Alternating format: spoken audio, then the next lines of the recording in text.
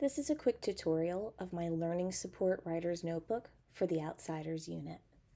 So to get started, once you upload this assignment for your students through whatever avenues you use, Google Classroom, Schoology, and the like, you can have them double-click here and add their name to their writer's notebook. I always encourage my students to decorate the cover of their notebook. Makes it more fun.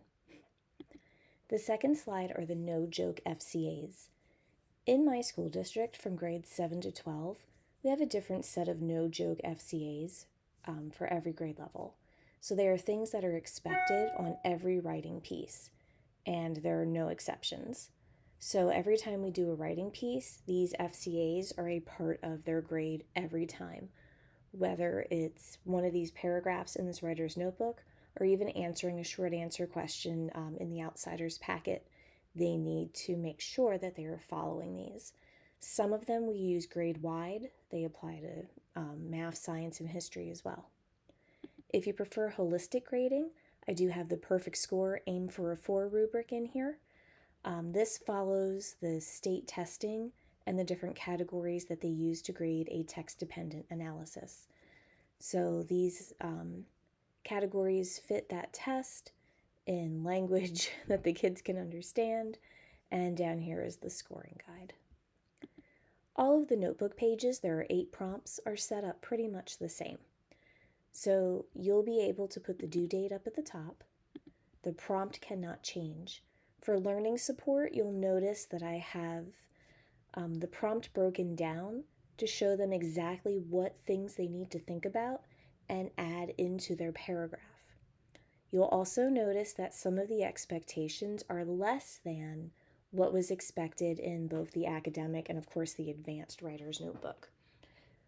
Down at the bottom, the grading block is fully editable, so you can choose different things that you want to focus on.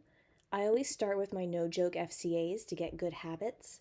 I teach the Outsiders at the beginning of the school year, so I hit a lot of basics. You might teach the Outsiders at a different time of year, and your FCAs might include things like dangling modifiers or comma placement. This column here you can edit. This is how many points each section is worth, and then the final column is, of course, the score, which is what the S is for. The total can be edited, so it can make the student's earned score out of however many points you've decided it is worth. This text box here is where the kiddos will click and start typing their paragraph. I do have it formatted to match the FCAs, so it will automatically go to Arial 11 in a black font. So that gives them kind of a little helping hand along the way. If your students, I know last year I had some kiddos who really like to write and they typed a lot. If your kids run out of room, they can come over here to add a blank slide or go to Insert, New Slide, and they'll be able to add another slide and continue typing. Again, every page is set up the same way. I cover topics such as point of view, setting and mood, the different types of conflict, characterization and character analysis. The plot diagram, we talk about rising action and climax in this particular paragraph, the theme of loyalty, and then finally there's a narrative paragraph where they're basically retelling a scene from the story using another character's point of view. Because we do talk about how Ponyboy's point of view might skew the information we're getting, and in doing this at the end, it's kind of a neat little tie back to how the story could be very different if like Derry or Soda Pop or even Dally had been telling it.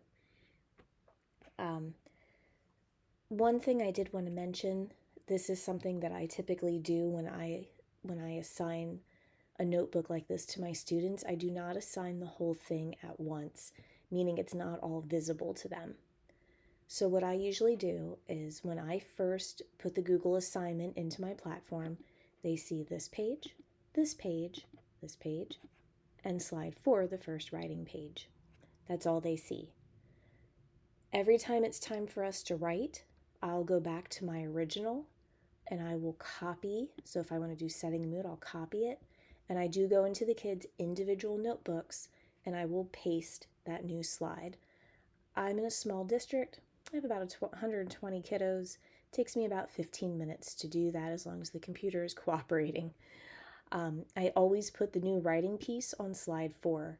Few reasons for that. It's close to the rubric, it's close to the FCAs, and we get in the habit that slide 4 is always the slide you are currently working on. All of their older writing pieces then will fall below.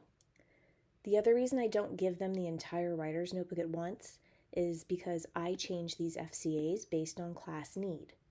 So if I have a particular class period where I notice as I'm grading that a lot of kiddos are really, really struggling, let's just say with capitalization, I might put that in as a specific FCA that we need to work on.